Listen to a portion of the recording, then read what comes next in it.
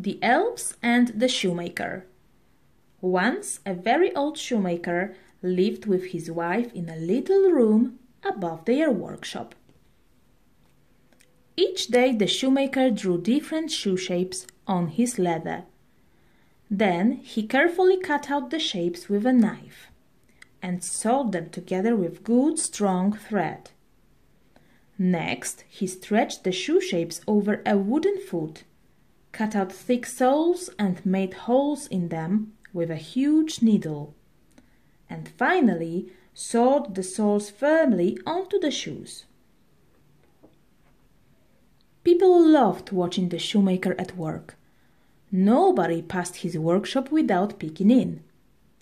At the end of the day, there was always a crowd of people waiting to buy his latest shoes. But as the years passed, the crowd outside the workshop grew smaller and smaller. Some days no customers came at all. With very little business, the shoemaker was running out of money. Soon he could only afford enough leather to make one more pair of shoes. He cut out the shoe shapes and laid them on his work table. Then he yawned. "I'm too tired to sew these today," he sighed. Early the next morning he went downstairs and stopped in amazement. "Am I dreaming?" he asked himself. There on his table stood a perfect pair of shoes. Someone had neatly sewn up the leather. What's more, they had sewn shiny golden buckles on the front. The shoemaker was baffled.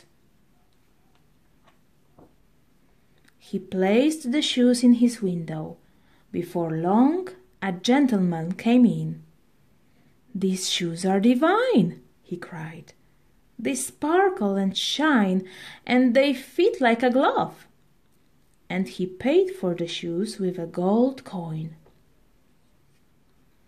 Now the shoemaker could afford to make 2 pairs of shoes. As he cut them out, he yawned. "I'll finish them tomorrow," he thought. But by morning, 2 neat pairs of shoes were waiting for him, fancy bows and all. That day the puzzled shoemaker had 2 more happy customers.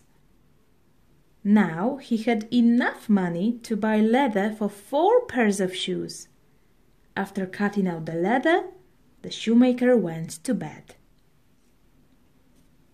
The next morning he couldn't believe his luck. On the table stood 4 perfect pairs of shoes. "It must be magic!" he cried. And so it went on. The more leather the shoemaker cut, the more shoes he found in the morning. Within weeks, business was booming. The shoemaker was a happy man. He had lots of money and little to do, but he still didn't know where the shoes were coming from. "Who do you think is making our shoes?" whispered the shoemaker. "I don't know," said his wife, "but let's find out." That night, instead of going to bed, they hid behind some coats hanging in a corner of the workshop. Everything was quiet until midnight, when 2 little elves rushed in, wearing nothing but rags. They sat down at the table and quickly began to sew. They sewed so fast the shoemaker could hardly see their tiny nimble fingers. "What fantastic red boots, even if I do say so myself," said one, admiring his own handiwork. "They're fit for a queen or a very tall elf," said the other. "Hurry up or we'll be spotted," said the first elf. "I'm almost done," the second replied. Then they polished the boots until they shone and left them on the workshop table. They disappeared through the door and raced up the street. The shoemaker and his wife looked at each other, astonished. "I think I'm going crazy," whispered the shoemaker. "Were those really elves?" His wife nodded. "How can we ever repay their kindness?" she wondered. "Perhaps I could give them one of my best cabbage and custard crumbles. Or we could make them some new clothes," said the shoemaker. "What a splendid idea," she replied, and they set to work. The shoemaker made 2 pairs of tiny boots, and his wife spent all day sewing little suits. That night, instead of leaving leather on the table, the shoemaker left 2 pairs of clothes.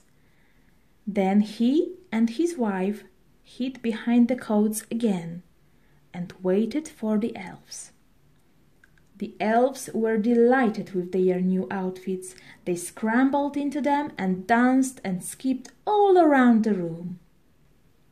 "I've never worn shoes before. Wow, my very own shirt! How handsome we look!" they cried. "We're far too grand to work now." "Come on," said the first elf. "Let's show our friends how fine we look." The elves skipped merrily out of the door. The shoemaker and his wife happily watched them dance up the street. The shoemaker might have lost his magic helpers, but now he had plenty of customers and wonderful ideas for shoes. And as for the elves, they never sold another shoe.